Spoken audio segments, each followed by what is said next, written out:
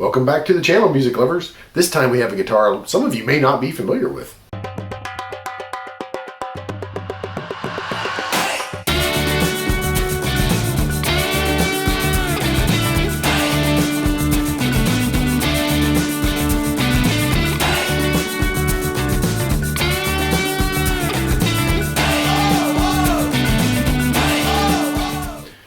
This is a Lotus Les Paul copy. They were very common in the 80s. You go into a music store and you'd see all varieties of them, anywhere from $200 to $900. But this is unfortunately a little bit of a lower end one, but it sounds great. Picked it up really cheap at a local pawn shop, and I'll run you through what it takes to make it look as good and play as good as this one does. Here we go. Start the assembly.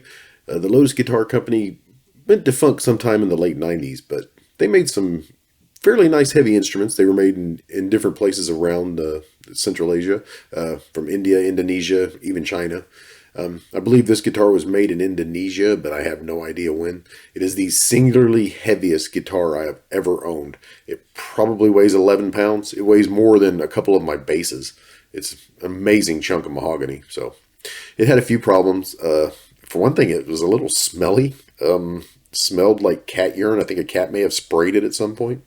Here we go, a little CLP on some of the hardware. It was really grungy. Wanted to get the rust off and any kind of just detritus that was on this stuff, because it was really, really sticky and nasty. So you see the Tune-o-matic was a original style Tune-o-matic. Fairly heavy construction. Again, all this stuff's really well made for a guitar that was obviously some sort of second. When I was looking in the neck pocket, I sanded it down a little bit, and there was red and orange in the neck pocket, which leads me to believe the guitar was originally intended to be a burst, and then someone messed up the finish, and it was refinished in a black. And then the neck, the peg holes are a little askew, so I'm assuming this was basically what they would do with their lower end models, is throw the parts that weren't quite up to par onto one and sell it for less. They made these models with dual bindings front and rear, beautiful sunbursts, all different features. And like I said, they could be had in deluxe models up to $900 in the day with gold hardware and whatnot. But like I said, this is a lower end model, as you see, with the bolt-on neck. The neck pocket's very tight. I had to wrestle the guitar's neck loose, but it came out. And then everything was filthy, but the electronics were still functional. Everything worked okay. Just looked disgusting from 30 years of being used and abused, basically. So what we did here is just made sure everything was up out of the way so I could polish the guitar, and then removed all the exterior pieces to the guitar. Take off the input jack, take off the pickup mounting rings and whatnot here to come. So you can basically polish the guitar without having any of this stuff in your way. So here we are in the pickups.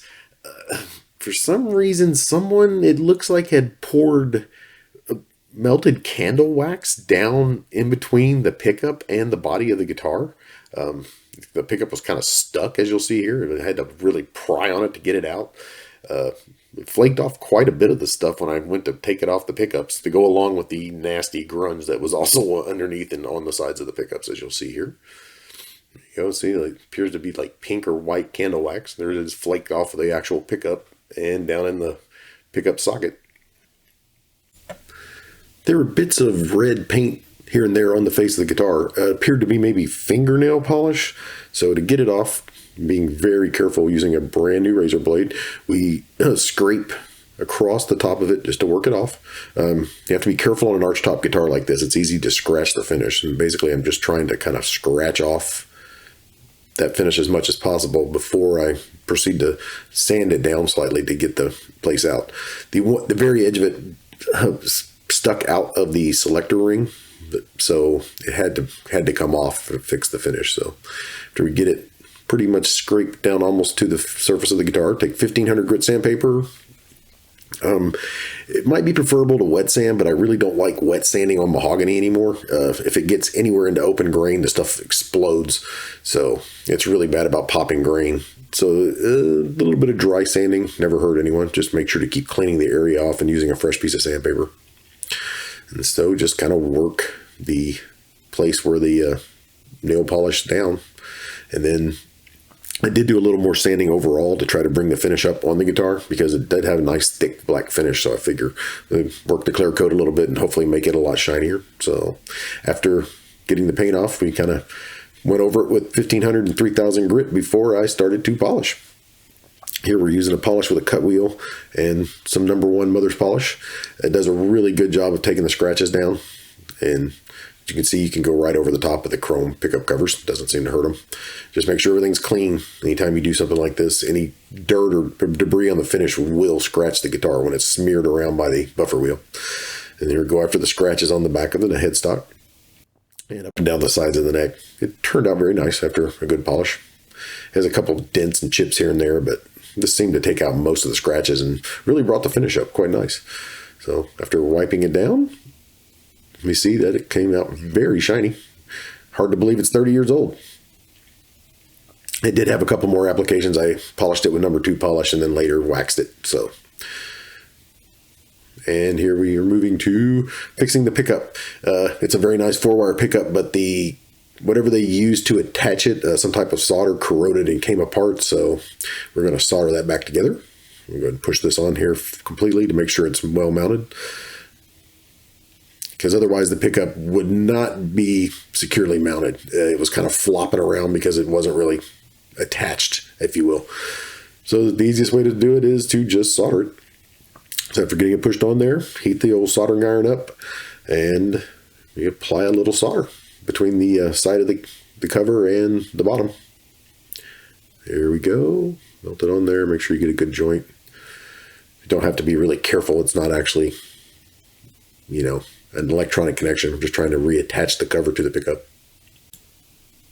So we'll reinstall the original pickups, put the springs in underneath the trim rings and screwed them down. The trim rings came out quite nice when I cleaned them. The pickups sound great. They're potted humbuckers. It leads me to believe Lotus used the same pickups across their entire line, because I can't believe that they would have had anything any better in the more expensive guitars. These sound really good. They're wax potted 4-wire humbucker pickups like you would find in a more expensive guitar. Really quite impressive. I had originally intended on replacing them, but after hearing them, they sound good enough. I'm going to play them for a while before I make up my mind.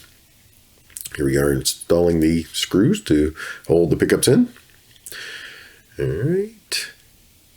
Next, we'll install the selector switch and its trim ring. The original was really kind of ugly, as you can see.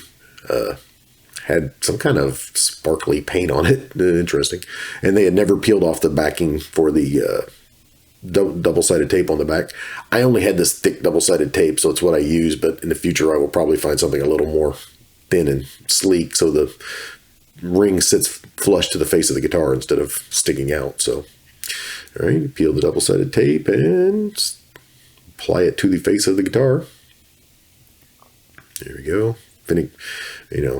Fiddly stuff the double-sided tape and getting its backing off.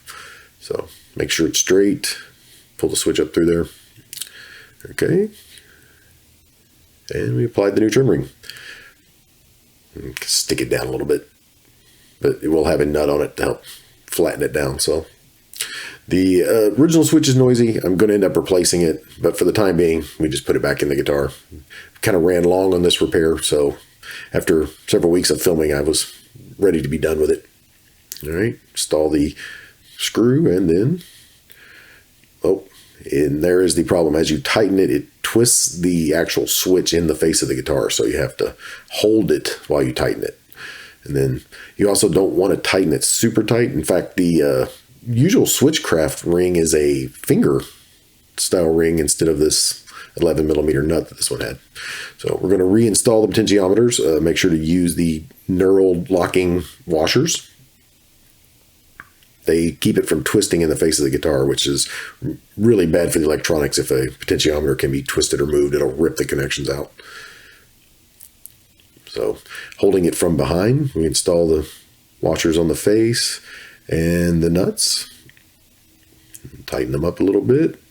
And then again, using a wrench, but not using too much force. You don't want to crush the guitar. You go ahead and get these things on there fairly tight. Because this has nice 4-wire humbuckers, I think I'm going to try the Jimmy Page mod and put the push-pull pots into it and see all the different voicing combinations you can get with something like that, phase combinations and different split coils and whatnot. So after get this tight and reinstall the knobs,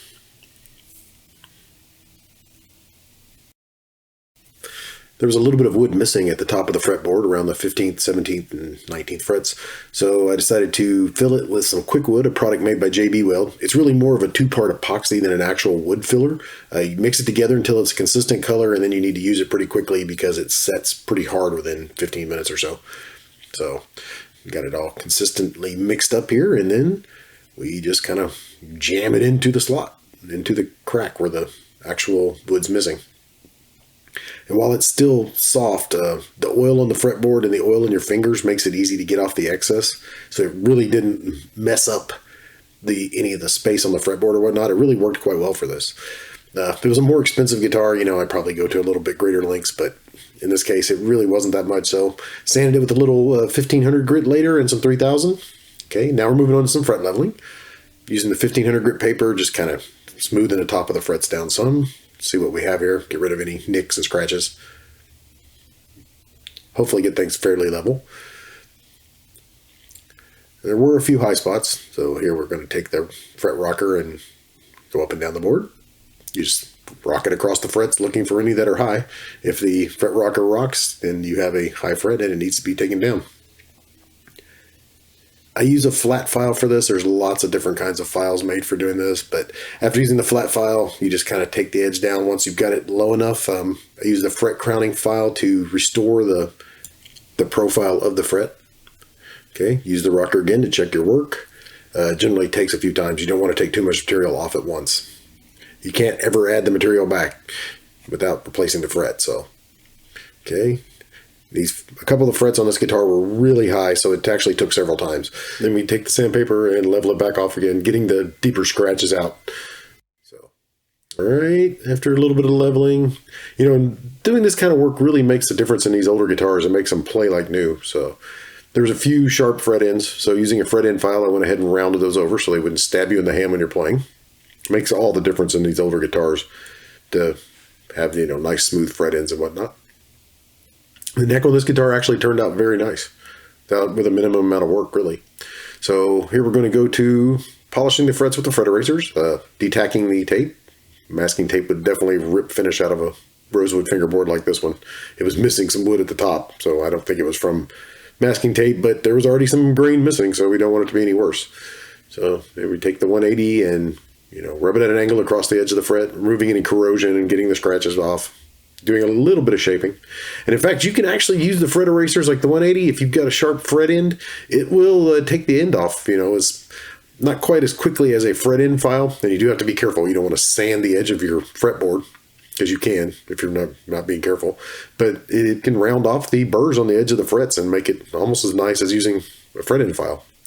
All right, now we're going to oil the fretboard. A little bit of lemon oil. You put it on there, kind of rub it in. As you work it, it helps to remove the dirt from the fingerboard. And it does need to settle for a little while, soak in, if you will. And then you can apply more if it looks dry anywhere, or rub off the excess if it looks good after sitting for 10 or 15 minutes. So this fretboard was pretty dirty. It actually took a little bit of work, but the finished product was really quite nice. Okay, install some Music Lily locking pegs. Really quite a bargain at 26 bucks delivered. Okay, here we go. Get one, make sure it's the right way, and nope, it goes on the other side, dummy. So put it on the right side, there we go. And that's when I noticed that the holes didn't line up, so the holes will need to be filled and re-drilled. So using some wood glue and some toothpicks. The toothpicks were a little long as far as they were skewers, I guess, and the tips were very long, so they didn't fill the hole well, so I cut the tip off. But get a good amount of glue on the tip of the toothpick, rub a little bit into the hole, and insert it in there. I'm going ahead and filled all 6 of the holes, because they were just off just enough, like maybe a 1/16 of an inch to where you couldn't have put the screws in. Give the glue some time to set up, and then break the toothpicks off. I gave it about 30 minutes in this case. So they break off fairly smoothly. You just have to be careful that you don't actually damage anything. And then we'll install the pegs. The first step to installing the pegs is you put them on there and then put the actual washers and faceplate screws on to hold it in place so you can line it up That makes it much easier to try to drill the hole. Trying to drill the hole with a freely loose peg would just be a nightmare. It'd be going all over the place. So you just install the nut and washer, lock it down with a little bit of pressure, not too much. Like I said, don't need to crush the neck of the guitar. And then using a tiny drill bit, we drill a small pilot hole to help us get the screws in. Even though mahogany isn't a particularly hard wood, you will strip the heads of the screws out trying to screw them directly into the hardwood of the guitar. So the screws that are provided with them are usually a softer consistency and very easy to strip the heads out on. So, all right, then we install our screw. The Music Lily tuners are a really good upgrade for the 25 or 30 bucks that they cost. I highly recommend them. They stay in tune quite well for being inexpensive.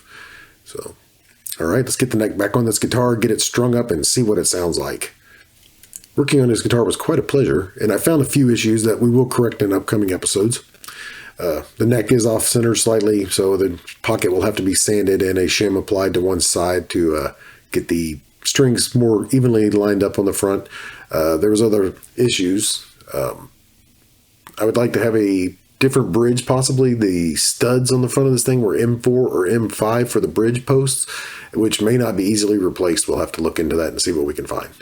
So, all right. All put back together now. Let's see what it sounds like. I came into this not knowing what to expect, and lo and behold, the pickups actually sound great. The 4-wire humbuckers make a really great tone. Check out the neck here on our clean setting.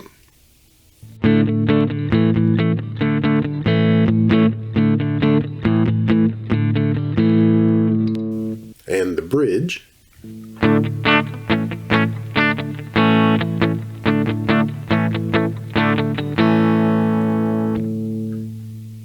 I actually expected to replace the pickups on this guitar, and now they sound so good, I'm probably going to keep them. I mean, they played a great rockin' sound. Check this out.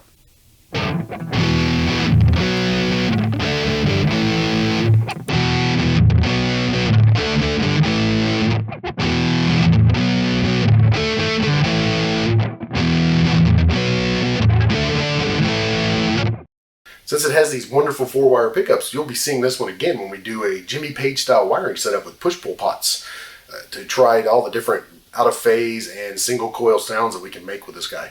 So be sure to tune back in for that one. And don't forget to like and subscribe. Remember, subscribing's free and it helps me out in the long run. So have a good day and happy playing.